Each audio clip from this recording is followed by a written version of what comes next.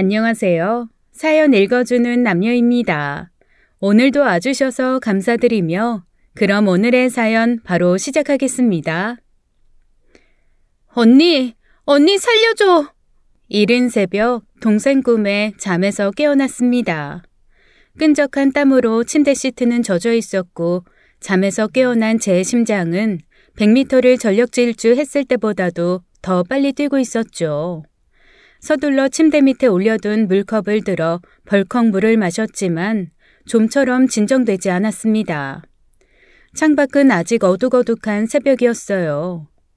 잠시나마 제가 있는 곳이 어딘지도 모를 만큼 정신이 없었죠. 여보, 괜찮아? 또 처제 꿈꾼 거야? 안쓰러운 눈빛으로 저를 바라보는 남편을 보자 이곳이 제 집이라는 걸 알게 되었습니다. 땀으로 젖은 잠옷의 불쾌함에 벗어나고 싶어 서둘러 침대에서 일어섰어요. 아직 새벽이야. 좀 더 자지 그래. 많이 잤어. 당신은 좀 더 자. 출근 전에 깨워줄게. 그러다가 쓰러져.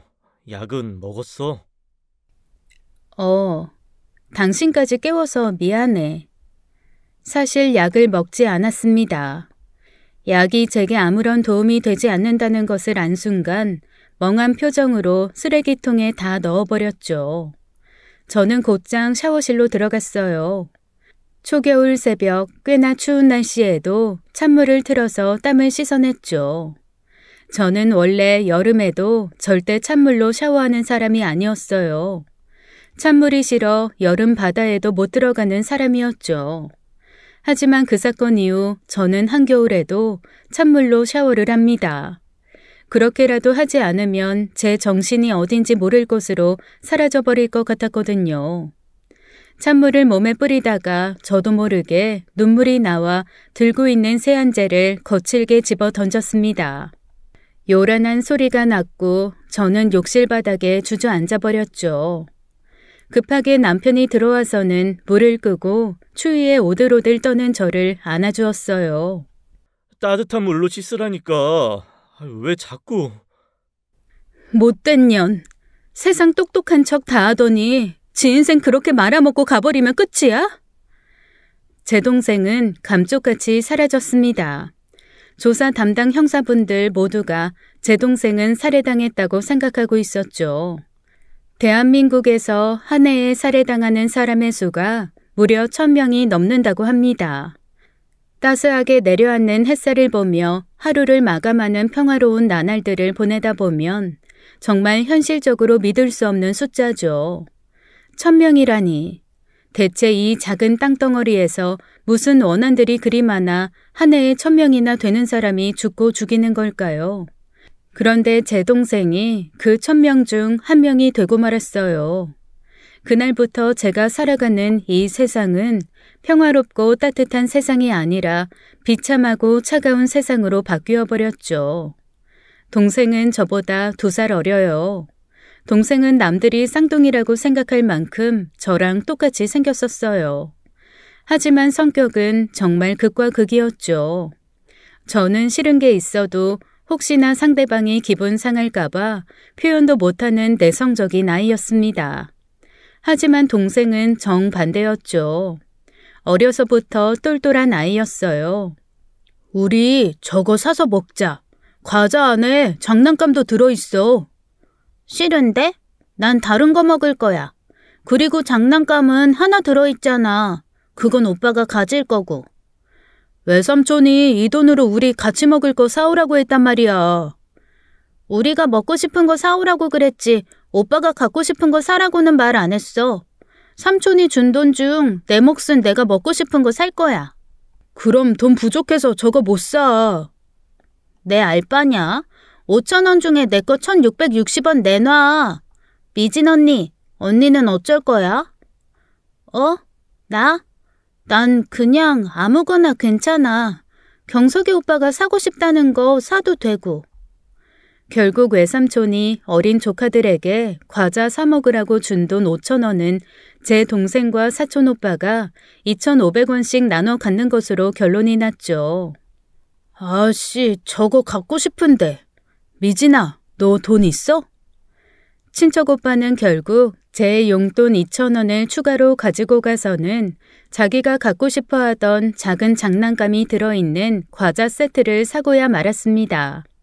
그리고는 동생 숙진이 말대로 과자 안에 들어있는 장난감은 자신이 가졌죠. 동생은 저를 물끄러미 바라보았어요. 언니는 다 안 좋은데 남한테 잘 뺏기는 모습이 그중에 제일 안 좋은 것 같아. 내 것을 챙기지도 못하고 가지고 있는 것도 뺏기면서 싫은 소리 한마디 못하는 멍충이가 저였어요. 반면 동생은 자기 몫은 확실히 챙기고 뺏기는 법도 없었죠. 어른들도 그런 동생을 보면 나중에 커서 뭐라든 한 자리 할 아이라고 했습니다. 하지만 어머니만은 제 편을 들어주셨어요. 언니, 이 사탕 줄게. 언니 초콜릿 나 주라. 동생이 내민 사탕은 큰 알사탕 5개였어요. 저는 그걸 받고 제가 가진 초콜릿을 주었죠. 동생은 제 초콜릿을 받으며 깔깔 웃으며 그러더라고요. 한번 바꾼 거 무르기 없기다. 나중에 알고 보니 그 알사탕은 사탕이 아닌 구슬이 들어있었어요. 제가 동생에게 깜빡 속은 거죠. 속아서 뺏긴 제 초콜릿을 돌려달라고 말도 못하는 저를 보고 엄마가 나서서 제 초콜릿을 찾아와 주셨어요. 그러고는 동생에게 남을 속이는 행동은 나쁜 행동이라고 따끔하게 혼을 내셨죠. 그새 그걸 엄마한테 쪼르륵 달려가서 일러바쳐? 생긴 것처럼 아주 밉상이다 언니는. 거울을 보는 것처럼 나랑 똑같이 생긴 동생 입에서 저런 말이 나오니 기분이 참 이상했죠. 이름도 미진 숙진이었기에 이름으로 놀림도 많이 당했어요. 동생은 똘똘이 진이, 저는 몽충이 진이라고요. 그래서 어렸을 때는 동생이 참 많이도 미웠어요. 물론 제 성격상 겉으로는 표현 못했고요. 여느 자매들처럼 제가 친구들과 약속이 있어 좋은 옷을 다려두면 아침 일찍 보란 듯이 그 옷을 훔쳐 입고 나가거나 친척들에게 세뱃돈 받은 것을 책상 안에 넣어두면 그 돈은 어김없이 사라지기 일쑤였습니다. 그래서 동생과 싸우는 일도 많았어요. 그럴 때면 저는 엄마에게 달려가 동생의 만행을 일러바쳤고 엄마는 그런 동생을 혼을 내셨죠. 하지만 제가 중학교에 올라가자 제게도 문제가 있다며 저도 혼내시기 시작했어요. 싫은 게 있으면 제 입으로 직접 말하라는 것이었죠. 하지만 제 성격상 쉽지만은 않았습니다. 하지만 그래도 세상에 하나뿐인 언니이고 동생이잖아요. 365일 중에 365일 사이가 나쁜 것은 아니었어요. 적어도 1년 중 30일 정도는 사이가 좋았어요. 동생과 저는 한 방에서 함께 생활을 했는데 아버지가 각각 침대를 하나씩 마련해 주셨죠. 그래서 평소에는 각자의 침대에서 따로 잠을 잤지만 천둥번개가 심한 날이면 동생이 제 침대로 넘어와 둘이 부둥켜 안고 잠이 들고는 했어요. 그러다가 결정적으로 사이가 좋아진 날이 있었어요. 중학교 3학년 때였습니다. 동생이 제가 다니는 중학교로 진학을 했죠. 학교에서 선생님들과 친구들 사이에서 좀 이야기가 생겼어요. 똑같이 생긴 쌍둥이 같은데 한 명은 3학년이고 한 명은 1학년이라고요. 어느 날 발렌타인데이였던 것 같아요. 저를 좋아하는 짓궂은 남자아이가 있었는데 제가 그 아이 고백을 받아주지 않았다고 그 남자아이가 저를 엄청 괴롭히기 시작했어요.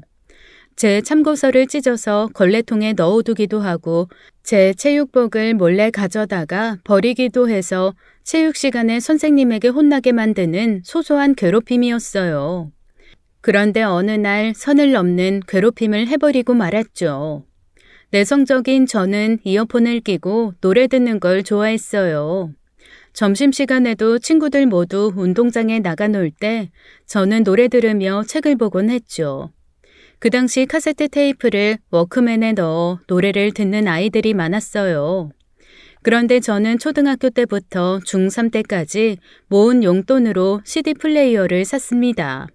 순수하게 제 용돈으로요. 그런데 저를 괴롭히던 남자아이가 어느 날 제 CD 플레이어를 창밖으로 던질 것처럼 내밀며 저를 협박했죠.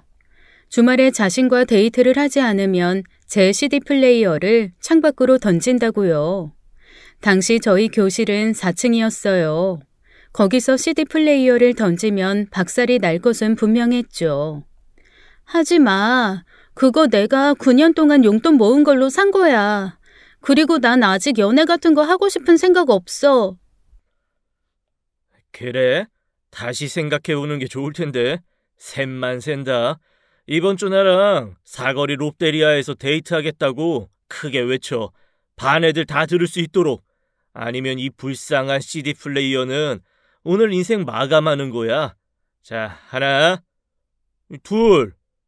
둘 반, 둘 반의 반. 결국 저는 셋을 다 셀 때까지 대답을 하지 못했고 제 CD 플레이어는 4층 교실에서 아스팔트 바닥으로 떨어지고 말았습니다. 그리고 그대로 박살이 나고 말았죠. 그래서 제가 어쨌냐고요? 그냥 제자리에 가서 얼굴 파묻고 엉엉 울었어요. 그 당시 저는 정말 답답하고 멍청했네요. 몇몇 친했던 친구들이 저를 위로해주고 그 못된 남자애한테 저 대신 항의를 해주었습니다. 하지만 그 남자애는 당시 일진 같은 무리의 아이 중 리더 같은 아이였기에 그 남자애가 항의하던 애 책상을 걷어차자 그 이상 항의는 못했죠. 제 친구들도 무서웠을 거예요. 저도 그랬는걸요. 그런데 체육복을 저한테 빌리러 왔던 동생이 그 장면을 다 봤나 봐요. 음악 시간에 필요한 리코더를 제게 빌렸다가 돌려주면서 체육복을 빌리려고 한 거였죠. 동생이 한 손에 리코더를 들고 저희 교실로 저벅저벅 걸어 들어오더라고요. 제가 네 동생이야? 진짜 똑같이 생겼네. 와, 어이, 미진이 동생, 이리 와봐. 네 언니 대신 네가 나랑 롯데... 못된 남학생은 저 대신 제 동생에게 추근덕거렸지만 남학생은 말을 끝까지 하지 못했습니다. 다음에 이어지는 제 동생의 행동으로 그 교실에 있던 그 누구도 입도 열지 못했어요. 제 동생이 들고 있던 리코더를 그 남학생 머리를 향해 진짜 있는 힘껏 휘둘렀거든요. 퍽소리와 함께 리코더 머리가 부러져서 날아갔고 남학생은 비명소리와 함께 리코더로 맞은 자신의 머리를 감싸주며 쓰러졌습니다. 이어서 컥컥거리며 남학생은 울음을 터뜨렸어요. 그 충격적인 모습에 다들 굳어서 제 동생과 바닥에 쓰러져 있는 남학생만 쳐다보고 있었죠. 너 내일까지 우리 언니 CD 플레이어 새로 사다 놔라.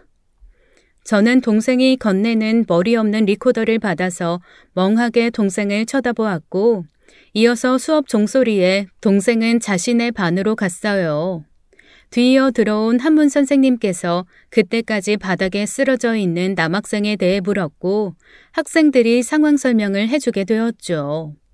남학생은 머리에 큰 혹을 가지고 그날 교무실에서 선생님에게 매를 맞았다고 해요. 제가 학교 다닐 때는 저랬어요. 지금 학교에서는 상상도 못할 일이죠. 하여간 선생님에게 매까지 맞은 남학생은 이를 바득바득 갈았나 봐요. 중1뿐이 안 된 여자애한테 맞아 교실 안에서 오열까지 했으니 왜 안 그러겠어요. 수업이 끝나고 청소 시간 못된 남학생은 자기 무리들을 끌고 어디론가 가더라고요. 그 모습에 불길함을 느낀 저는 남학생들 무리를 몰래 뒤따라갔어요. 혹시나 했는데 역시나더라고요. 선배를 리코더로 때렸다며 제 동생 교실로 쳐들어간 그 남학생 무리는 학교 준비를 하던 제 동생 머리채를 잡아 때리려고 하더라고요. 평소 조용한 저도 그때만큼은 조용히 있을 수가 없었어요. 바로 달려가서 남학생 무리에서 제 동생을 떼어냈죠. 내 동생 건들지 마! 하지만 제 말에 겁먹을 남학생들이 아니었어요. 그 말과 동시에 저와 제 동생을 밀어 넘어뜨리더니 5명이나 되는 남자애들이 저희를 밟기 시작했죠. 정말 눈앞에 별이 보인다는 게 무슨 말인지 알겠더라고요. 그 와중에 동생만은 밟히지 말라고 동생을 꼭 안고 있었는데 무자비한 남학생이 발길질을 할 때마다 눈앞에서 번쩍번쩍 불꽃이 튀었습니다. 그렇게 한참 저희를 밟던 남자애들은 앞으로 저희 학교 생활 힘들게 만들어주겠다는 협박을 하고는 자리를 떴어요. 머리는 헝클어져 산발이 되었고 코에서는 언제 터졌는지 코피가 흐르더라고요. 동생의 친구들이 그제야 저희를 걱정하며 일으켜줬어요. 저는 아픔도 못 느끼고 그저 걱정만 되었습니다. 그 남학생들이 마지막에 계속 저희를 괴롭혀 주겠다고 말했으니까요. 동생은 오늘 일을 절대 부모님에게 말하지 말라고 하더라고요. 당시 실직한 아버지가 가게를 열었는데 그 가게가 잘 되지 않아 엄마까지 가게 일을 돕는 상황이었거든요. 저 역시 동생 말대로 부모님에게 걱정을 시켜드리고 싶지 않아 말을 안 했습니다. 다음 날 학교를 가니 그 남학생이 저를 보며 실실 웃더라고요. 그리고는 자기 손을 자기 목에 대고 쓱 그으며 저를 노려봤어요. 왜 있잖아요. 넌 죽었어라는 몸동작이요. 덜컥 겁이 나더라고요. 그래서 눈도 잘 못 마주치고 고개를 숙였어요. 첫 수업이 어떻게 끝났는지도 잘 모르겠더라고요. 겁쟁이인 저는 그 남학생이 무서웠거든요. 그런데 첫 수업이 끝나고 쉬는 시간에 놀라운 일이 벌어졌어요. 동생이 다시 제가 있는 교실로 나타난 거죠. 그것도 어제 저희를 죽어라 밟은 못된 남학생 앞에 딱 서더라고요. 어디 감히 선배 교실을 막 드나들긴? 어제 덜 맞았어? 오늘도 한번 교육시켜줘. 새 CD 플레이어 가져왔어? 참나. 야, 어제 맞아서 정신 나갔냐? 미쳤어? 내가 그걸 왜 사와? 그때였어요. 퍽소리와 함께 제 동생이 이번에는 자기 리코더를 가져와서는 또 남학생 머리를 힘차게 내리친 거였죠. 남학생은 외마디 비명과 함께 다시금 책상 밑에 주저앉아 괴로워했어요. 또 리코더를 들고 와서 자신을 때리리라곤 아마 상상도 못했을 거예요. 그러자 그 못된 남학생의 친구들이 달려왔어요. 하지만 어제처럼 저희를 때리지는 못했어요. 또다시 부러진 리코더를 들고 서 있는 동생을 보니 남학생들 마음에도 공포라는 감정이 일었을 거예요. 쟨 진짜 미친 애다라는 기분이 들었겠죠. 그 남학생들도 기껏 해봐야 중학생뿐이 안 된 애들이잖아요. 동생은 내일 또 온다라는 말을 남기고 교실로 갔고 실제로 다음 날 또 저희 교실로 찾아왔습니다. 제 거랑 자기 리코더가 박살났으니 이번에는 단소를 들고 왔더라고요. 단소는 더 단단한데 말이죠. 쉬는 시간에 4층 3학년 교실이 있는 복도를 동생이 걷는데 다들 수군거리면서 동생에게 길을 열어줬어요. 저를 괴롭히던 남학생은 수업이 끝나자마자 쏜살같이 어디론가 사라진 후였죠. 저를 포함 다들 알았을 거예요. 제 동생이 또 찾아올까봐 자리를 피한 거죠. 동생이 매일 그 못된 남학생을 찾아다니는 웃지 못할 상황이 만들어졌습니다. 하지만 그 작은 학교에서 어떻게 매번 숨어 다닐 수 있겠어요. 외나무 다리에서 만난 원수처럼 동생과 남학생은 복도에서 마주쳤고 자신을 향해 걸어오는 제 동생을 본 남학생은 소리를 지르며 도망을 갔습니다. 그리곤 다음 날 새 CD 플레이어를 사들고 와서는 제게 주더라고요. 그날 이후 동생과 많이 친해졌어요. 동생은 여전히 저를 바보 언니라고 했지만요. 하여간 이토록 동생은 강한 아이였어요. 소심하기만 한 저는 그런 동생의 강단이 멋있었죠. 저는 동생보다 먼저 결혼했습니다. 조용한 성격 탓인지 연애도 많이 못 해보았어요. 아니 정확하게는 딱 한 번 해보았네요. 대학생 때 만난 남자친구와 10년 연애 끝에 결혼했으니까요. 하지만 동생은 달랐어요. 결혼하기 전까지 10번 이상의 남자를 만났으니까요. 그 성향이 반영된 듯 직업도 늘 바뀌곤 했습니다. 언니, 나 땡땡물산 취직했어. 기념으로 한턱 쏠 테니까 엄마 아빠 모시고 라세네에서 만나. 공부도 곧 잘했던 동생은 대학도 서울 명문대를 한 번에 들어갔습니다. 그러더니 졸업 후에 대기업에 척하고 붙었어요. 부모님은 물론 저도 무척 기뻐서 크게 축하해 주었죠. 하지만 대기업 합격했다며 한턱 크게 쏜 동생은 딱 3개월 만에 회사를 때려쳤습니다. 에휴, 꼰대들. 뭐 그리 안 되는 게 많은지. 아니, 입고 다니는 옷도 참견을 한다니까. 치마가 짧다, 반바지는 안 된다, 옷이 비친다. 에휴, 내가 지들 가발 스타일까지 참견하면 지들은 기분 좋겠어? 참나. 단체 생활이고 소속감이 필요하니 그런 거겠지. 그렇다고 그 좋은 회사를 그냥 박차고 나오면 어떡하니? 남들은 들어가고 싶어도 못 들어가서 안달인데. 내가 스트레스 받으며 그런 곳을 왜 다녀? 인생 한 번뿐이야. 즐겁게 살 거야. 그래서 나 이제 새로운 거 할 거야. 그래도 너무 아깝다. 새로운 거? 어떤 거? 일식 요리사. 황당했죠. 일식 요리사라니. 동생이 제게 요리를 해준 게 딱 2번 있습니다. 그것 때문에 한 번은 집을 태워 먹을 뻔했고 다른 한 번은 케찹 대신 캡사이신을 잘못 넣어서 제 속을 태워 먹을 뻔했죠. 그날 응급실 가서 위세척을 했었어요. 모든 것을 잘했지만 요리만큼은 못하던 동생이었어요. 요리사? 얼마 전에 작은 일식집을 갔는데 너무너무 맛있는 거야. 그래서 그 집 사장님한테 내가 여기 서빙할 테니까 일식 좀 배우게 해달라고 졸랐어. 내가 삼고초려해서 결국 취직을 했다 이 말이지. 동생은 언제나 이런 식이었어요. 잘 다니던 대기업을 그만두고 대기업에서 받던 연봉 절반도 못 받는 일식집에 취직을 한 거였죠. 순전히 자신의 재미있는 인생을 위해서요. 그런 동생의 모습에 부모님은 언제나 걱정이 많았습니다. 현실적인 걱정이었죠. 하지만 전 언제나 동생을 응원했어요. 행복한 삶을 위해 거침없이 발걸음을 옮기는 동생의 모습은 제게서는 찾아볼 수 없는 이상적인 모습이었거든요. 그에 반해 저는 지독하게 현실적인 겁쟁이였고요. 저야말로 대학 졸업 후에 글을 쓰겠다는 꿈을 향해 달려보았지만 등단은커녕 제 밥벌이 하나 못하고 부모님에게 얹혀 사는 한심한 모습이었으니까요. 그러다가 대학 때부터 함께한 남편과 결혼을 하게 되었습니다. 그 당시 동생은 또 직업을 바꿔 일본에서 가이드 일을 하고 있었어요.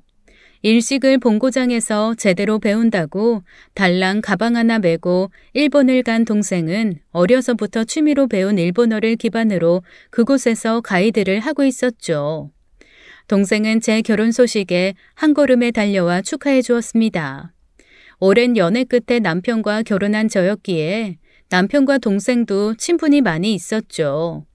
동생은 결혼 당일 턱시도를 입고 손님 맞이하는 남편에게 다가와서는 형부 축하드려요 하며 제 남편을 안아줬다고 합니다. 그리고는 남들은 안 들리게 귓속말로 그랬대요. 우리 언니 진짜 잘해줘요. 내가 세상에서 내 자신 말고는 좋아하는 사람 아무도 없는데 유일하게 좋아하는 사람이 우리 언니예요. 그러니까 우리 언니 눈에 눈물 나게 하면 형부 눈에는 피눈물 나게 할 거고 우리 언니 놔두고 한눈 팔면 그 눈을 뽑아버릴 거예요. 축하 인사 대신 반협박을 하는 동생에게 남편은 그저 웃어 보일 수밖에 없었다고 하네요. 든든한 동생 두어서 좋겠다는 말과 함께요. 제 결혼 후 동생은 한국으로 다시 돌아오게 되었습니다. 저는 결혼하고 한 달 만에 임신을 했어요.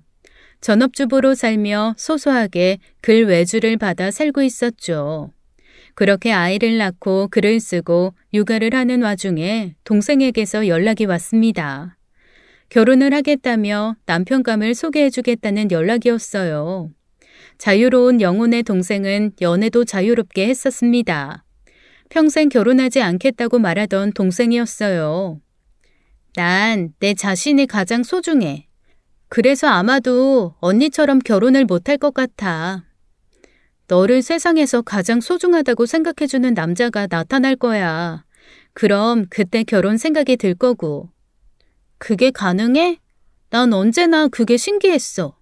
어떻게 나 자신을 나보다 더 사랑할 수 있는 사람이 있을 수가 있어? 말도 안 되는 이야기야. 그러니까 좋다고 결혼하고는 다들 이혼하는 거지. 아, 미안. 언니가 그렇다는 이야기는 아니야. 난 그저 나 자신을 사랑하며 혼자 살 거야. 그런 동생이 갑자기 결혼을 하겠다며 제부될 사람을 소개해준다니 놀랄 수밖에요. 그리고 동생에게 제부를 소개받고 또 한 번 놀랐습니다. 평소 동생이 만나던 남자들과는 전혀 다른 모습의 남자였어요. 두꺼운 안경에 약간 통통한 듯한 외모, 남자치고는 조금 작아 보이는 키는 여자로서도 그렇게 크지 않은 동생과 별로 차이가 나지 않아 보였답니다. 평소 예쁘장한 얼굴로 큰 키에 잘생긴 남자들만 만나던 동생이기에 예비 제부의 모습에 사실 조금 놀라기는 했어요. 하지만 비혼주의자 동생이 갑자기 결혼을 결심했다고 하니 제부만의 묘한 매력이 있을 것이라고 생각했죠. 놀란 것은 저만이 아니었던 것 같아요. 저와 그 자리에 함께한 남편도 조금 놀라는 눈치였습니다. 그럴만도 했죠. 결혼 이후 남편이 자신의 후배를 동생에게 소개해 준 적이 있어요.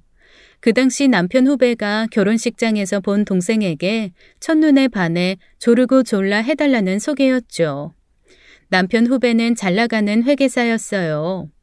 외모도 준수해서 남편 말로는 중학교 때부터 주변 여자들의 고백이 끊이지 않는 친구라고 했습니다. 그런데 그런 제 남편 후배의 만남 제안도 단칼에 거절했던 제 동생이었어요. 생긴 건 오리 너구리 사촌처럼 생겨서는 만난 지 5분 만에 지 돈 자랑을 그렇게 하네. 서울 30평대 아파트에서 지 혼자 사는 게 나하고 무슨 상관이야? 뭐 파출부 해달라고? 아니 1시간 내내 자기 돈 자랑만 하더라니까. 자기 능력에 자부심이 있으니까 그걸로 너한테 어필한 거 아닐까? 그래서 밥만 먹고 헤어졌어? 아니지, 내가 그랬지. 돈이 그렇게 많으시면 지금 저한테 100만 원만 이체 좀 해달라고 했더니 표정이 싹 굳더라고. 그래서 돈 없는 거지인 저는 짜져드린다고 하고 나왔어. 그런 동생이 결혼할 상대라고 소개해준 예비제부는 동생이 이전에 만나던 남자들보다 많이 부족해 보였어요. 친정엄마가 자세히 보고 자신에게 알려달라고 했는데 뭐라고 말을 해줘야 할지 벌써부터 머리가 지끈거리기 시작했죠. 하지만 외모가 전부는 아니라고 생각했습니다. 최대한 예의를 갖춰서 이야기를 나눴죠. 예비제부는 현재 서울에서 혼자 살고 있다고 했습니다. 자취를 하고 있는 것이었죠. 부모님은 지방에서 농사일을 하신다고 했고 고향에는 여동생이 일찍 결혼해서 부모님 집 근처에 살고 있다고 했어요. 남편이 조심스럽게 제부가 현재 하는 일에 대해 물었죠. 좀 쑥스럽네요. 지금 편의점에서 일하고 있어요. 계속 그 일을 하려는 건 아니고 공무원 공부도 같이 하고 있어요. 내년 안에 꼭 합격하려고요. 공무원이라면 어떤... 9급이요. 아무리 그래도 그 이상은 좀 벅차더라고요. 그 말에 솔직히 좀 실망했었어요. 제가 속물 같아 보인다고 해도 이해합니다. 하지만 제 동생이 보다 좋은 남편감을 만나길 바랬어요. 진심으로요. 제 미묘한 표정을 동생이 눈치챘나 보더라고요. 식탁 밑에서 발로 제 발을 차더라고요. 애써 웃으며 좋은 분위기로 식사 자리를 끝냈습니다. 언니가 말한 나 자신을 나보다 더 사랑해주는 남자야.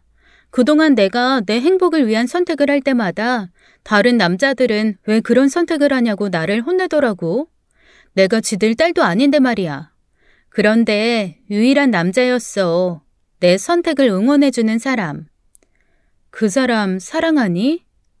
사랑은 모르겠지만 내 모습을 이해해주는 사람은 확실해. 당연히 집안에서는 난리가 났죠.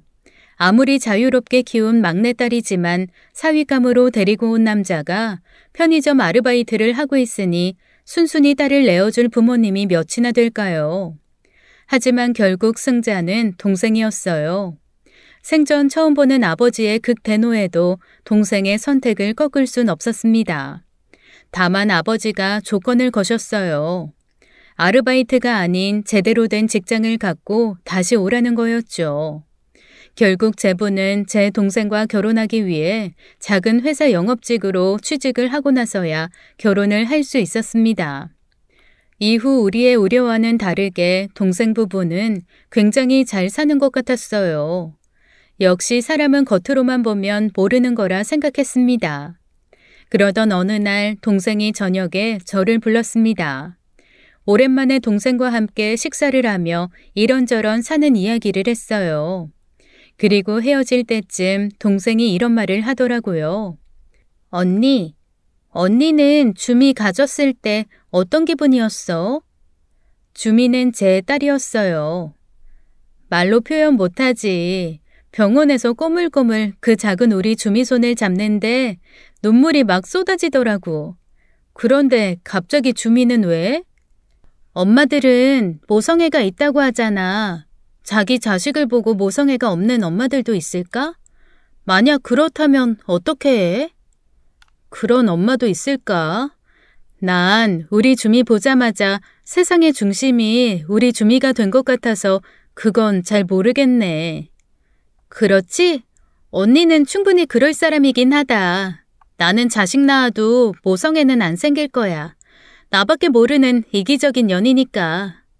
무슨 말이야? 너 혹시 임신했니? 아니야, 언니. 괜한 말했다. 나 그럼 갈게. 그렇게 말하더니 동생은 서둘러 자리에서 일어났죠. 숙진아, 한 가지 확실한 건 너는 나보다 더 멋진 엄마가 될 것 같긴 해. 제 말에 그제야 동생이 웃더라고요. 동생은 그렇게 집으로 돌아갔어요. 저도 집으로 돌아와 다시 육아를 하며 하루하루 정신없이 보냈죠. 그리고 일주일 뒤에 동생이 임신 소식을 전해왔습니다. 아마 제게 찾아온 날부터 동생은 자신의 임신 사실을 알지 않았나 싶어요. 엄마가 된다는 자신의 모습이 걱정이 되었었나 봅니다. 자신의 성향을 누구보다 잘 아는 동생이기에 혹시나 제대로 된 엄마가 되지 못할까봐 하는 우려와 걱정이요. 그제야 모성애가 안 생기면 어쩌냐 하는 동생의 걱정이 이해가 되었습니다. 하지만 동생의 우려와는 다르게 동생을 꼭 닮은 딸을 출산한 후에 누구보다 아이를 잘 키웠어요.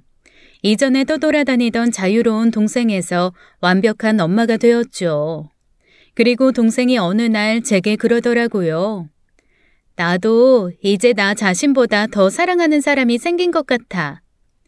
그 사람이 동생의 아이라는 것은 말하지 않아도 알 수 있었어요.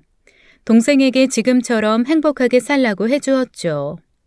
그쯤 저는 지독한 불면증에 시달리고 있었어요. 육아와 함께 공모전 준비를 위한 글을 쓰다 보니 스트레스가 쌓이고 쌓여 예민해지고 있었죠. 으르렁거리는 살쾡이 같아서 남편도 제 주변에 오는 걸 조심조심 했었습니다. 불면증이 얼마나 심했으면 처방을 받은 수면제가 없으면 잠도 잘 수 없는 상황이었어요. 그런 저를 동생은 언제나 걱정해 주었죠.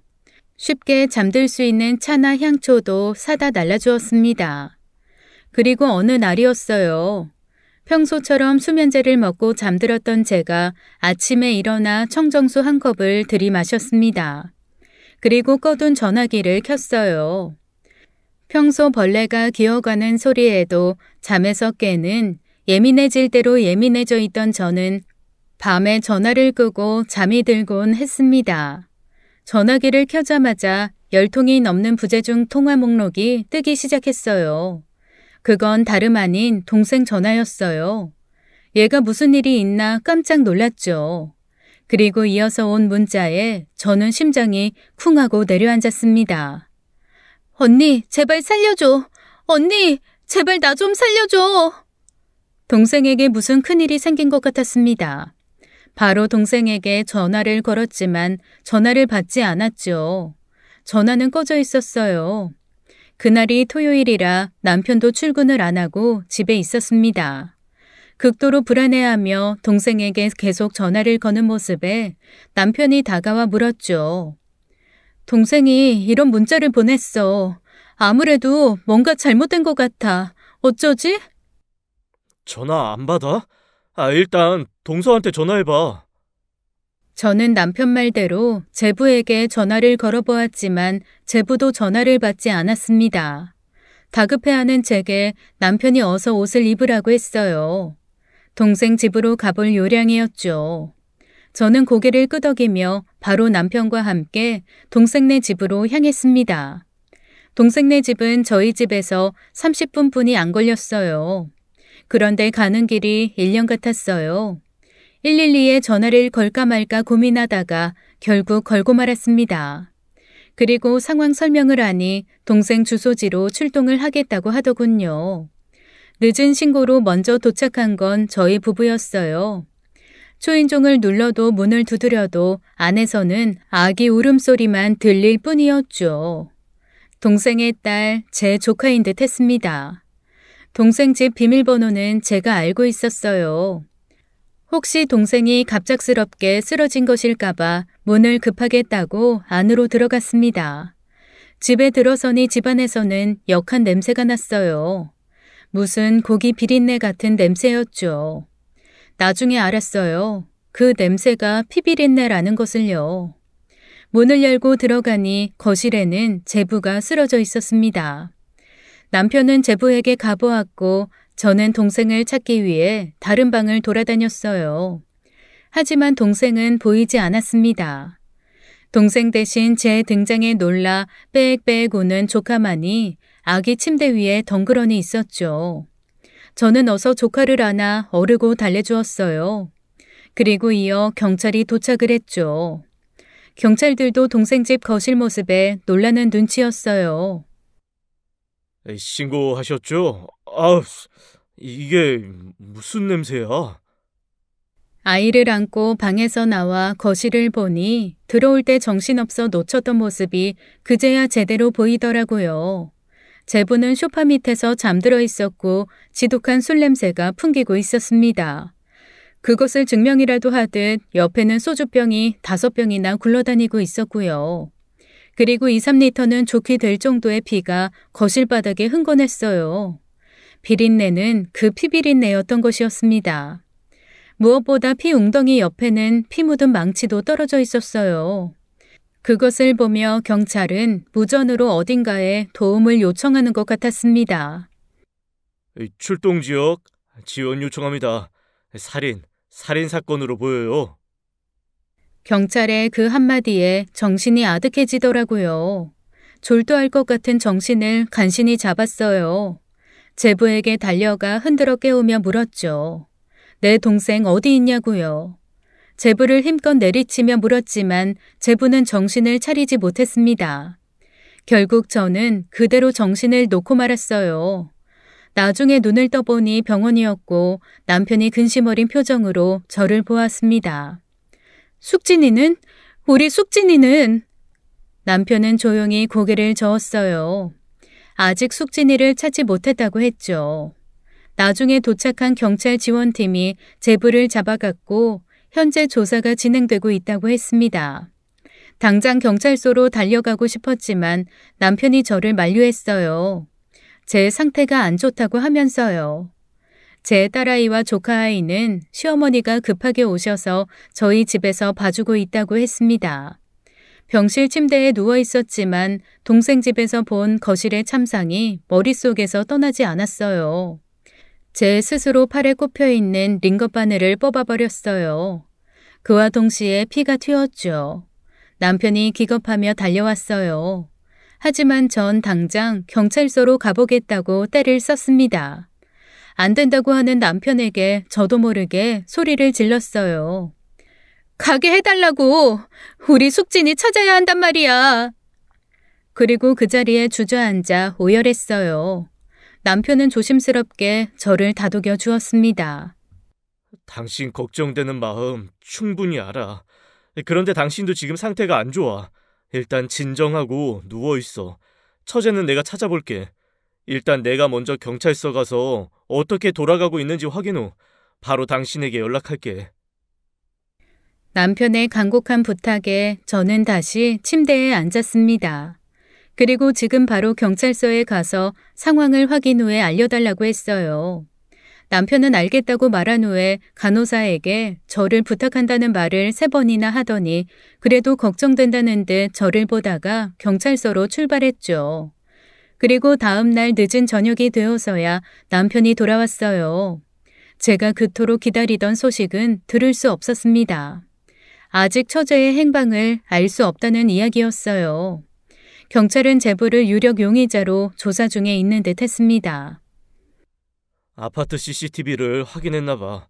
그런데 동서가 새벽에 엄청 큰 캐리어 가방을 들고 나가는 걸 확인했대. 남편의 말이 무슨 의미인지 알 수 있었어요. 그 말에 오열하고 말았죠. 제 말에 남편은 아직 섣부른 추측은 하지 말자고 하더군요. 밝혀진 사실은 아무것도 없다면서요. 그러면서 제부가 경찰서에 진술한 내용을 남편이 알려주었습니다. 동생이 여행을 간다며 제부에게 여행 가방을 부탁했다는 내용이었어요. 그래서 제부는 동생이 미리 준비해둔 가방을 챙겨 지하 주차장에 있는 동생 차에 실어서 동생이 말한 장소에 차를 가져다 두었다는 것이었죠. 그리고 집에 와서 술을 마시고 잠이 들었다는 것이었습니다. 하지만 집안에 있는 피와 망치는 자신도 전혀 모르는 것이었어요. 동생이 말한 장소에 차를 두고 올 때도 동생을 보지 못했다는 것이 제부의 진술이었죠. 제부가 말한 장소로 경찰이 가보았지만 주차되어 있는 차만 확인했을 뿐 캐리어 가방과 제 동생은 찾지 못했다고 했습니다. 저는 그 진술을 도저히 믿을 수가 없었어요. 앞뒤가 전혀 맞지 않았습니다. 아내가 여행을 간다고 하는데 외진 곳에 차와 같이 짐을 두고 자신은 택시를 타고 집으로 돌아왔다고요. 얼마나 성의 없는 거짓말인가요? 경찰들도 저와 같은 생각인 것 같다고 남편이 말해주더군요. 그렇게 병실에 있던 저는 결국 더 이상 참지 못하고 직접 경찰서로 향했습니다. 남편이 잠시 자리를 비운 틈에 빠져나왔다가 남편에게 걸리고 말았죠. 더 이상 저를 말리지 못한다고 판단한 남편은 저를 데리고 함께 경찰서에 가주었어요. 제가 경찰서에 가자 담당 경찰관은 추가로 드러난 몇 가지 정황을 더 말해주었습니다. 일단 여러 가지 가능성을 두고 조사 중에 있습니다. 거실에 있던 피도 동생분 피인지 국가수에서 검사 중에 있는데 이게 참... 처제 피가 맞나요? 그 정도 출혈이면... 아니요. 그게... 사람 피가 아니에요. 네? 사람 피가 아니라뇨? 그럼 제 동생 피가 아니라는 거예요? 네, 돼지나 소, 그런 동물 피입니다. 충격이었죠. 거실에 있는 피가 사람 피가 아니라뇨. 대체 제부는 그곳에 왜 동물 피를 뿌려둔 것일까요? 이어서 경찰은 저희 부부에게 다른 이야기를 했습니다. 사건의 관점을 다른 시선으로 보고 있다고요. 제 동생은 살아있을 확률이 매우 높다고 했습니다. 경찰의 말에 저는 안도의 숨을 내쉬었죠. 하지만 이어지는 말은 너무나 충격적이어서 제가 소리를 지를 뻔했습니다. 동생분 은행 잔고가 일시에 다 빠져나갔어요. 그것도 실종되는 그 시점에요. 무엇보다 동생분이 실종되기 몇 주 전 전세로 살고 있는 신혼집도 월세로 바꾸며 보증금을 빼가신 게 확인되었어요. 네? 그게 무슨 말이죠? 그게 지금 이 사건이랑 무슨 상관인데요? 아무래도 동생분께서 작정을 하시고 떠나신 게... 말도 안 돼요. 남편이 자신을 해친 것처럼 꾸미고 도망을 가신 게 아닐까 하는... 저 동생 부부는 사이가 괜찮았나요? 형사가 지금 제대로 헛다리를 짚고 있다고 생각했습니다. 제 동생에 대해 가장 잘 아는 사람은 저였어요. 동생은 절대 저런 사람이 아니었어요. 동생이 자작극을 벌이고 돈을 들고 도망갔다고요? 형사님, 제 동생에 대해 뭘 아세요? 그 아이 절대 자기 딸을 두고 떠날 애가 아니에요. 그런데 집에 딸이 있었잖아요. 다시 흥분하는 저를 경찰과 남편이 진정시켰죠. 결국 어떤 것도 건지지 못하고 저희 부부는 집으로 돌아왔습니다. 집에는 시어머니께서 걱정 어린 표정으로 제 아이와 조카를 돌보고 계셨어요. 면목이 없었죠. 시어머니께서는 아이들은 자기가 잘 돌보고 있으니 걱정 말라고 하셨습니다. 감사했어요.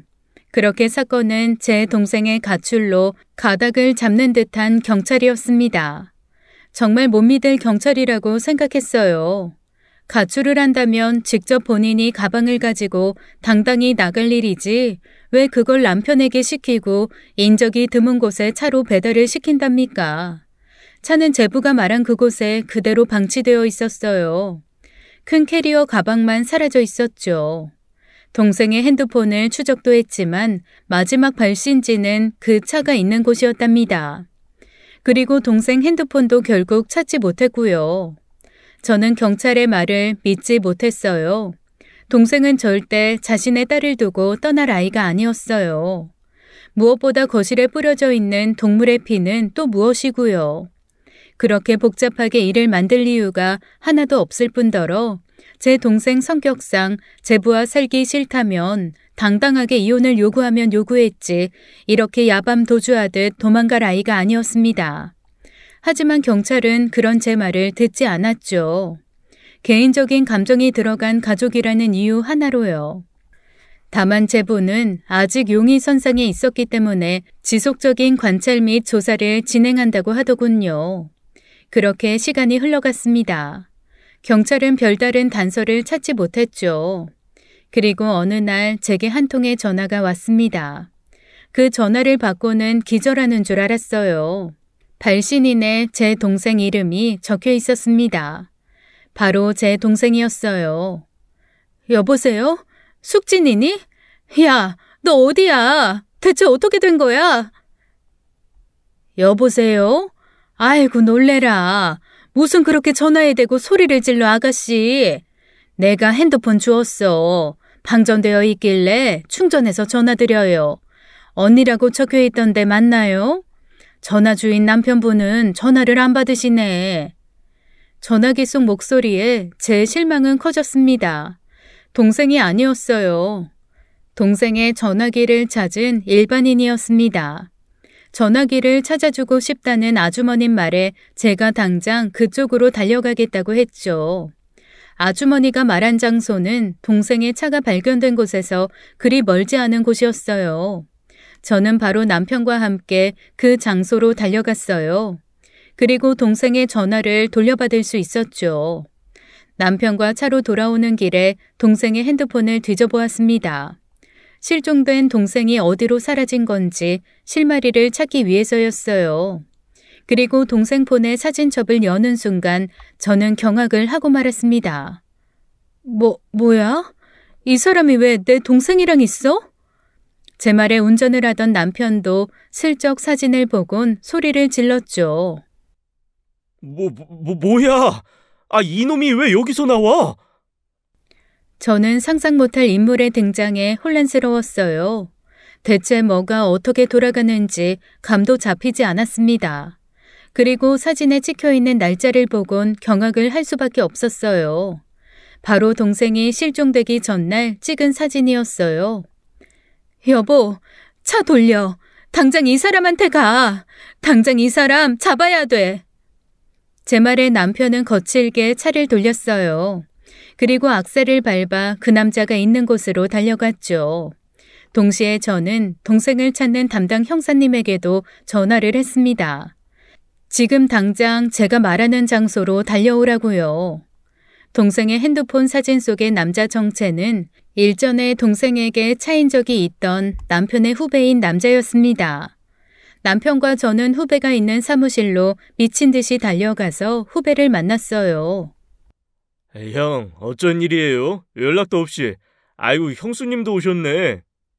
제 남편을 보며 반갑게 인사하는 후배에게 남편은 달려들어 주먹을 날렸습니다. 남편도 절 닮아 참 얌전한 사람이에요.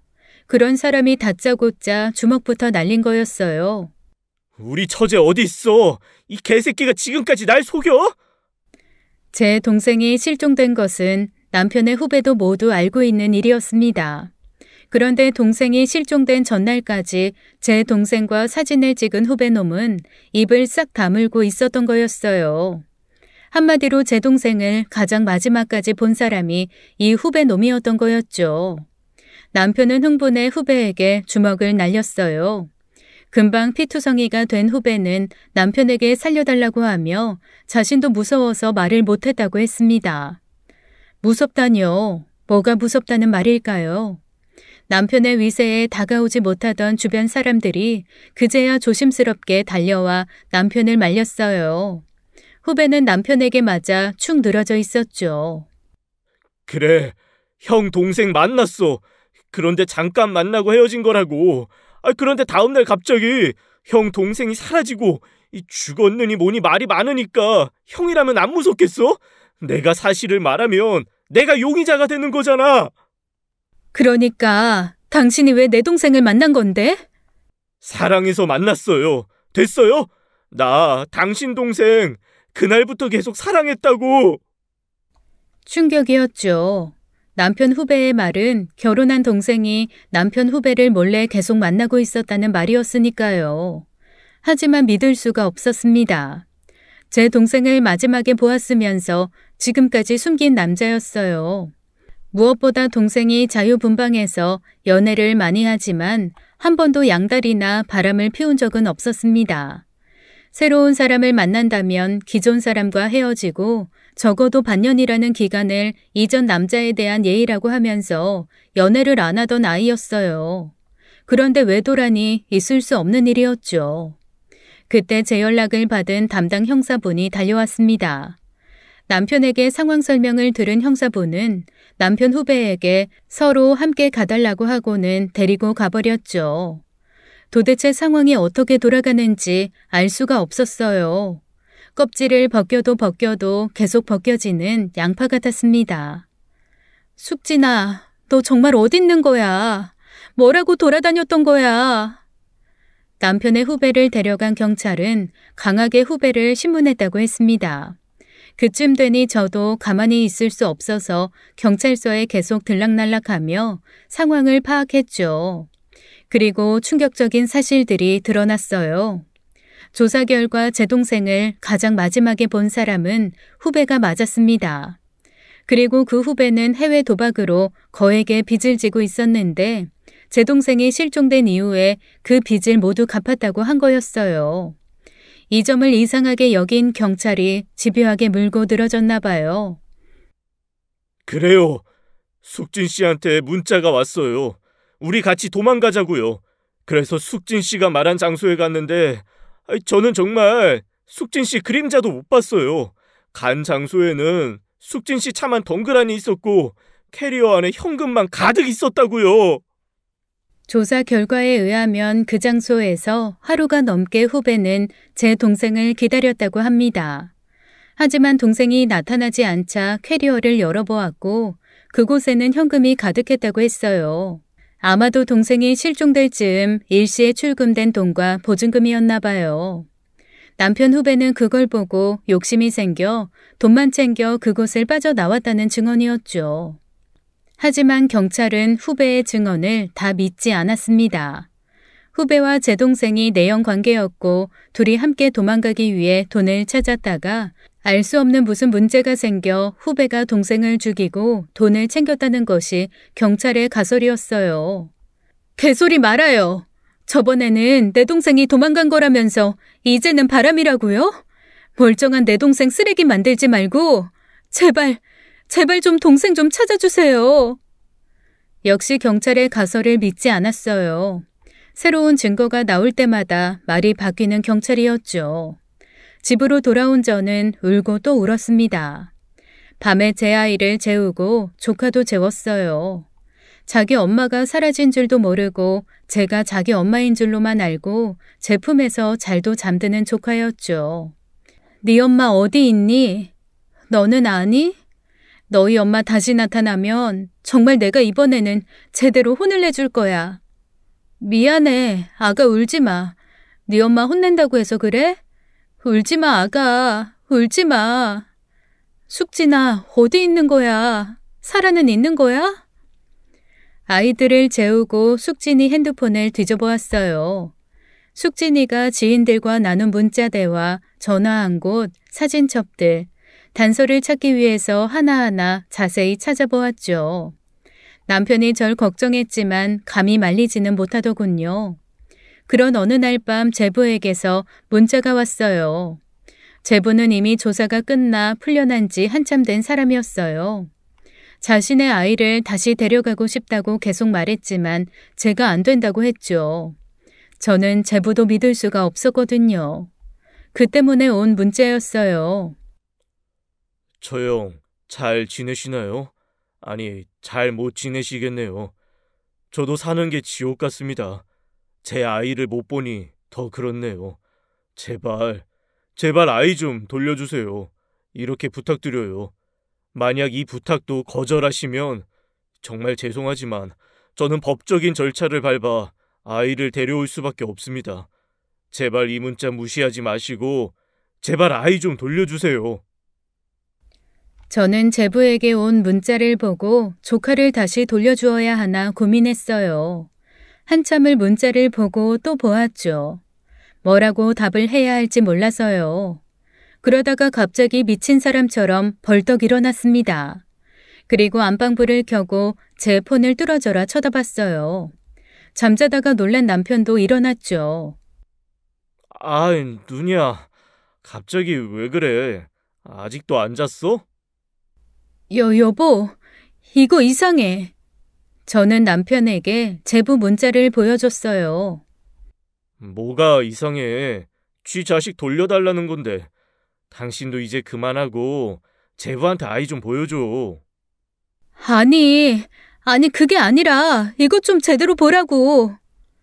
저는 제 핸드폰에서 경악할 사실을 발견했어요. 그토록 동생을 찾아서 지옥을 여러 번 왔다 갔다 했는데 제 동생을 찾을 유일한 힌트가 제 핸드폰에 있었던 것이었습니다. 저는 그것도 모르고 이상한 곳에서 계속 방법을 찾은 거였어요. 저는 당장 제부에게 문자를 했습니다. 아이 데리러 지금 저희 집으로 오세요. 제 문자에 제부는 알겠다며 당장 오겠다고 했죠. 그리고 시어머니에게 아이들을 데리고 당장 시댁으로 가 있으라고 했어요. 영문을 알 수 없는 시어머니는 예민하고 비이성적인 제게 화가 난 듯 한마디 하려 했지만 제 눈을 보시고는 별 말씀 없이 아이들을 데리고 시댁으로 새벽에 가셨습니다. 그때 제 눈이 그만큼 단호했었나 봐요. 그리고 새벽에 초인종 소리가 울렸습니다. 제부였어요. 저 형, 아이 돌려주세요. 우리 서우 지금 자고 있나요? 조카는 다른 곳에 있어요. 잠시 이야기 좀 하려고 불렀어요. 저 형, 장난하세요? 저 진짜 많이 참고 있는 거예요. 네, 알았어요. 잠시만 대화 나눠요. 저는 화가 난 듯 씩씩거리는 제부를 앉히고 진정시켰습니다. 그리고 남편에게 차를 부탁했죠. 무슨 말이 하고 싶은데요? 경찰에서는 제 동생이 바람이 나서 내연남과 도망을 가다가 내연남이 배신해서 살해한 거라고 생각해요. 제 말에 제부는 한동안 말이 없었습니다. 캄캄한 밤 아무것도 안 보이는 창밖만 보더군요. 저도 그렇게 생각해요. 사실 말을 안 했지만 알고 있었어요. 아내가 바람 피우는 거. 그런데 그냥 아내를 믿기로 했어요. 나만 믿어버리고 모른 척하면 없던 일로 될 거라고 생각했어요. 숙진이가 다시 저와 아이에게 돌아와 줄 거라고 믿었어요.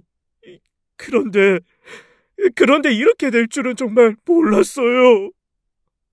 제 말에 제부는 끝내 참아왔던 눈물을 흘렸습니다. 바닷가에서 함께 있다가 변을 당한 것 같아요. 내 동생 죽은 거겠죠? 내 동생 불쌍해서 어떡해요. 저는 끝까지 범인을 찾아서 죗값을 치르게 할 생각이에요. 숙진이도 잘못한 거죠. 가족을 속이고 남편을 속이고 자기 애도 속이고 그깟 놈이 대체 뭐가 좋다고, 뭐가 좋아서 동해까지 따라가서 그 험한 꼴을 당합니까? 저는 그 순간 제가 생각한 일에 대해 확신을 했습니다. 제부, 동해라고요? 네? 저는 바다라고 말했지 동해라고 말한 적 없어요. 제 동생이 동해를 가서 변을 당한 거 제부가 어떻게 알았어요? 네? 경찰 조사에서 경찰이... 동해 바다를 간 건 경찰도 아직 몰라요. 아는 사람은 저하고 남편뿐이라고요. 바다라고 하니까 당연히 동해라고 생각했죠. 안 그래요? 말꼬리 잡지 말고 어서 우리 딸이나 내놔요. 그래요? 그래요. 그럴 수 있죠. 제 말에 제부는 더욱 당황해 하더군요. 어서 자신의 아이를 달라고 급하게 재촉을 하며 험하게 굴었습니다. 저는 제부에게 말했어요. 동생에 관한 이야기였습니다. 제 동생은 평생 자신이 가장 소중하고 그만큼 자신이 가장 똑똑하다고 믿는 여자였어요. 실제로 남에게 절대 지지 않으려는 성격이 강해 공부도 잘했고 운동도 잘했습니다. 제 말에 제부는 성질을 내며 대체 이게 자기 자식 데려가겠다는 일과 무슨 관련이 있냐고 따져 묻더군요. 숙진이는 옛날부터 절대 맞춤법을 틀리지 않는 애였어요. 아니, 맞춤법뿐만 아니라 띄어쓰기도 신경 쓰면서 문자 보내는 아이라고요. 그런데요. 어쩌라고요? 저는 제부의 말에 제 핸드폰을 보여주었습니다. 제 폰에는 동생이 마지막으로 보낸 문자가 있었죠. 이게 뭐요? 대체 처형은 무슨 말을 하고 싶은 건데요? 제발의 제를 어이가 아닌 아이로 적었어요. 제 동생은 절대 이 정도 맞춤법을 틀리는 애가 아니에요. 그런데 더 놀라운 거 보여드릴까요? 이어서 저는 제부가 저에게 방금 보낸 문자를 보여줬습니다. 제발 아이 좀 돌려주세요. 신기하게도 제부도 제발을 제발이라고 잘못 적었네요. 무슨 말이냐고요? 마지막에 동생이 보낸 문자가 동생이 보낸 게 아니라고요. 당신이 동생인 척 나한테 보낸 문자라고. 제 말에 제부는 극도로 당황해했어요. 그 표정에 저는 확신을 했죠. 내 추측이 사실이구나. 그깟 맞춤법이 뭐라고요? 제 아내도 저도 틀릴 수 있는 거죠. 그게 증거가 된다고 생각해요? 그 말이 사실이라면 내가 왜 그렇게 복잡한 방법으로 일을 진행했겠어요? 너가 일을 저지르고 내 동생 내연남으로 생각한 그 남자한테 다 뒤집어 씌우려고 그런 거겠지. 내 말이 틀려? 헛소리 하지 마! 내 동생 어딨어? 죽였어? 왜 그랬어? 무슨 큰 죄를 지었다고 사람을 그렇게 해? 내 동생 어디 있냐고. 이어 남편이 야구방망이를 들고 제 옆에 섰어요. 초등학생 때부터 야구를 시작해 지금도 직장인 야구를 하는 남편이었습니다. 제 말 한마디면 제부 머리통은 수박처럼 가볍게 부술 수 있었어요. 내 동생 어디 있는지만 말해줘요. 그럼 곱게 보내줄게요. 살아있으면 가둬둔 곳 말해주고 죽었으면 묻어둔 곳만이라도 말해줘요. 양쪽의 긴장감이 팽팽했습니다. 한동안 아무 말도 오가지 않았어요. 그렇게 한동안 저와 남편을 노려보는 제부였습니다. 남편은 침을 삼키며 야구 방망이를 움켜잡고 치켜들었죠. 그제야 제부가 품에서 무엇인가를 꺼냈습니다. 종이와 펜이었어요. 그리고 급하게 주소를 갈겨 쓰고는 제게 던지듯 넘겼죠. 이리로 가봐요. 죽었는지 살았는지는 나도 몰라요. 이제 보내주세요. 애는 알아서 잘 키워주세요. 그렇게 말하는 제부를 저와 남편은 보내주었어요. 약속은 약속이니까요. 제부는 그렇게 급하게 저희 집을 나섰습니다. 하지만 곱게 보내줄 수는 없었어요. 문을 열자 그 앞에는 형사들이 대기하고 있었죠. 제부를 부르고 나서 제가 부른 담당 형사들이었어요. 제부가 집에 왔을 때 남편은 핸드폰을 켜두고 있었어요. 바로 담당 형사에게 걸어둔 전화였죠. 우리가 나눈 대화는 밖에 있는 형사들도 모두 듣고 있었던 거였어요. 김종군 씨, 이숙진 씨 살해 및 유기 혐의로 긴급 체포합니다. 당신은 묵비권을 행사할 수 있고 변호사를 선임할 수 있습니다. 당신이 하는 말은 법정에서 이 새끼들이 나를 속였어! 말해주면 보내준다고 했잖아! 제부는 발악을 했지만 경찰은 묵묵히 제부 손에 수갑을 채우고는 체포를 했죠. 저는 담당 형사에게 미친 듯이 달려가 제부에게 받은 주소를 건네주었습니다. 여기 숙진이가 있어요. 빨리! 곧이어 경찰들이 사이렌을 울리며 그곳으로 달려가기 시작했어요. 저희가 있는 곳에서는 꽤나 먼 곳이었습니다. 무전기로 인근 경찰서에 도움을 청하는 소리가 들렸어요. 모든 것이 꿈만 같았고 멍했어요. 눈물만 계속 흘렀습니다. 사람만 있어줘 제발. 그렇게 1시간을 달려 제부가 말한 주소지에 도착했어요. 그곳은 산속 깊은 곳에 있는 버려진 창고 같았습니다. 저희 말고 먼저 도착한 경찰과 구급차가 와 있었어요. 저는 도착하자마자 차에서 내려 달려나갔고 그런저를 경찰이 말렸죠. 진정하세요. 지금 찾으시는 분 여기 없으세요. 네? 아니 대체... 이 창고에서 발견되셨는데 지금 위중하셔서 급하게 먼저 병원으로 이송되었어요. 천만다행이었습니다. 제 동생은 살아있었어요. 하지만 심한 탈수로 인해 생명이 위독해 급하게 병원으로 이송되었다는 이야기였어요. 저는 급히 병원으로 달려갔습니다. 그리고 그곳에서 삐쩍 마른 제 동생을 볼 수 있었죠. 다행히도 탈수와 오랜 굶주림으로 인한 영양 결핍 등을 제외하면 생명에는 지장이 없다고 했습니다. 그렇게 제 동생은 1달간 병원에 입원하고 퇴원할 수 있었어요. 제부는 살인 미수 혐의로 법정에 섰어요. 검찰이 살인을 추가해서 놀라운 마음에 물어보니 제 동생을 가둬둔 그 창고 주인에게 들키자 그만 창고 주인을 죽였다고 하더군요. 그래서 살인죄로 법정에 선 거였어요. 조사 결과 제가 생각한 사실이 맞았습니다. 제 동생에게 끊임없이 연락하는 남편의 후배를 제부는 내연남으로 생각했나 봐요. 그리고 범행을 계획했던 것 같았어요. 자유로운 영혼이었던 동생이 동해에 가서 기분 전환을 하고 있을 때 스토커였던 남편 후배가 동생 몰래 동해로 동생을 따라갔던 거였습니다. 동생은 그곳에서 스토커였던 후배를 만나 불쾌한 마음에 제 남편에게 이 사실을 고하려고 사진을 찍었던 것이었고요. 그리고 제 동생이 그날 집에 돌아오자 제부가 범행을 실행한 것이었습니다. 동생을 때려 기절시킨 후 캐리어에 담아 창고로 데리고 간 거였어요. 이후 동생을 창고에 감금하고 미리 준비해둔 돈을 캐리어에 다시 담아 인적이 드문 곳에 숨겨두었던 동생 차에 옮겨두었던 것이었어요. 그리고 동생 핸드폰을 이용해 남편 후배에게 문자를 보낸 것이었죠. 함께 도망가자며 이곳으로 와달라고요. 남편 후배는 그 문자를 보고 신나서 그곳으로 달려온 거였어요. 남편 후배가 경찰에 진술한 내용은 사실이었습니다. 남편 후배는 제 동생은 보지 못하고 하루를 기다리다가 캐리어 안에 있던 돈만 들고 도망을 간 거였어요.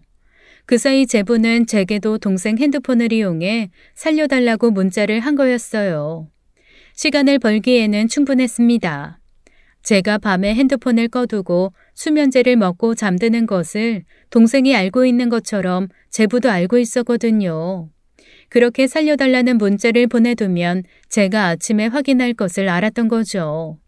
치밀한 계획 범죄였어요. 마지막 남편 후배에게 모든 죄를 뒤집어 씌우려고 한 행동은 동생 핸드폰을 찾아준 아줌마였어요. 동네 어눌한 아줌마에게 돈 100만 원을 쥐어주며 특정한 날에 제게 연락을 해서 동생 핸드폰을 주었으니 찾아가라고 말하라 제부가 그 아줌마에게 시킨 것이었습니다. 제가 동생 폰을 찾게 되면 그 핸드폰에서 남편 후배 사진을 발견하게 될 것이고 그렇다면 후배가 1순위 용의자가 되기엔 충분했으니까요.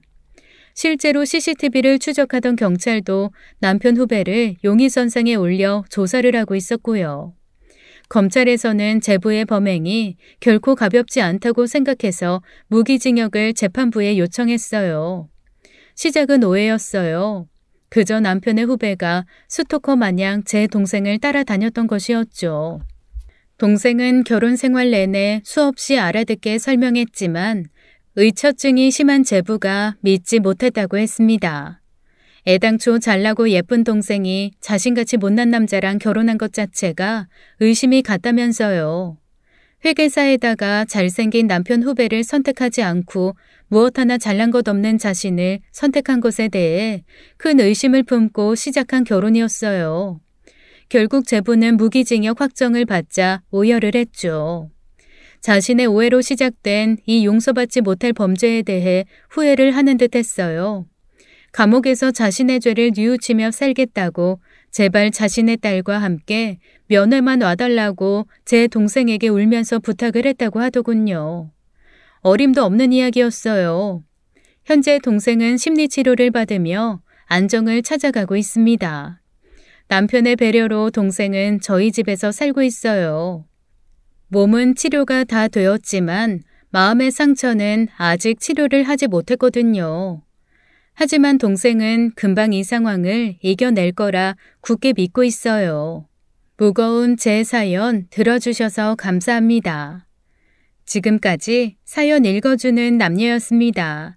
끝까지 시청해주신 여러분 감사드리며 저희는 다음 사연으로 돌아올게요. 감사합니다.